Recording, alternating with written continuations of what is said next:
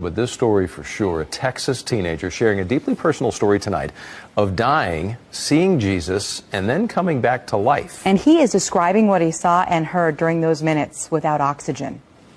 CBS 11's Ken Molestina with an exclusive tonight. Zach Clements is a strong teenager. He's a high school football player at Victory Life Academy in Brownwood, Texas, and obviously he's got a sense of humor. By all measures, he's a healthy young man, which is why it's still a shock I was running and I had collapsed. that he dropped to the ground during PE class last week. Not sure why. It was a sudden cardiac arrest, according to his doctors. His mother was immediately called and even beat the ambulance to the emergency room. When they opened the ambulance door, he was blue, and they were on top of him doing chest compressions. Technically and medically, he was dead.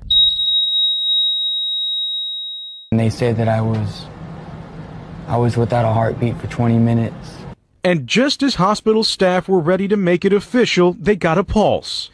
He was airlifted to Cook Children's Hospital in Fort Worth and woke up days later. His recovery has been incredible, but even more mind-blowing is the story he tells of what he saw during the time many believed he had died. I saw a man that had longish kind of ruffled hair with a kind of thick beard, and it didn't take me long to realize that that was Jesus.